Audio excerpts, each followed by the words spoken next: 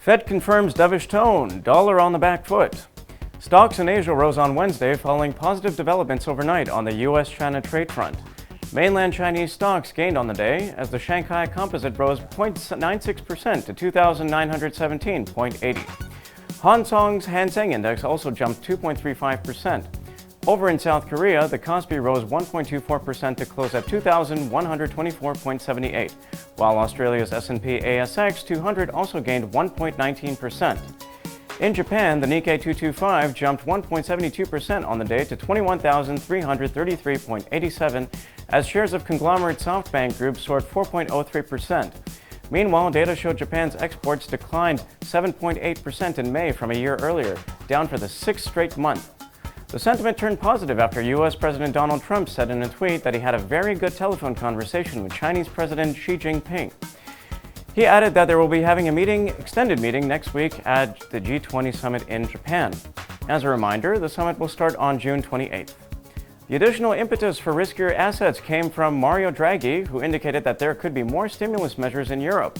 According to a statement, in the absence of improvements such that the sustained return of inflation to the central bank's aim is threatened, additional stimulus will be required.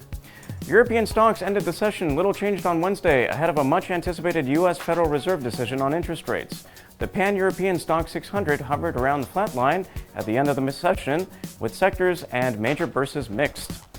Auto stocks were up 1%, continuing their rally spurred by news that China and the United States are rekindling trade talks ahead of the G20 meeting next week.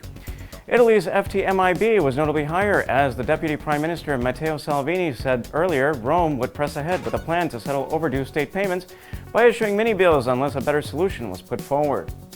On the data front, UK economic data showed the country's inflation rate cooling in May, with cost pressures in factories falling to a three-year low. Consumer prices rose to an annual rate of 2% in May, matching expectations. The key event of the day and the week was the FOMC meeting. The Federal Reserve did not move on rates but committed itself to acting as appropriate to sustain the expansion.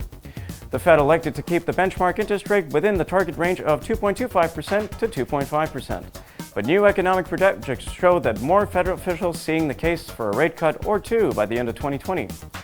The Federal Open Market Committee made some changes to its policy statement, removing the word patient in favor of language promising to closely monitor the implications of incoming information on the economic outlook.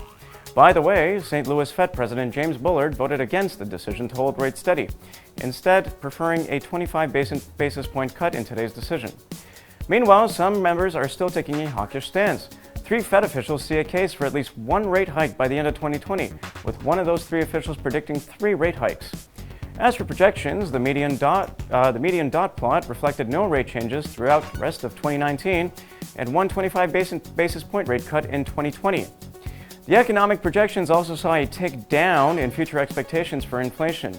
The median Fed official now expects the Fed to miss its target for core PCE in 2019 and 2020, hitting 1.8% and 1.9% by the end of those years, respectively. Fed Chairman Jerome Powell said during a press conference that the central bank would be looking to economic data for confirmation that an interest rate cut was necessary. The Dow finished higher on Wednesday after the Federal Reserve indicated that it may cut rates multiple times this year. In particular, the Dow closed up 0.2% or 38 points, while the S&P 500 and Nasdaq Composite Index finished 0.3% and 0.4% higher, respectively.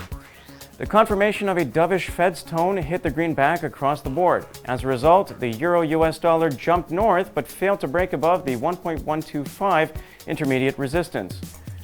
The pound sterling US dollar accelerated the recovery and closed above 1.26, while USD JPY finished just marginally above 108 after early attempts to challenge the 108.6 area.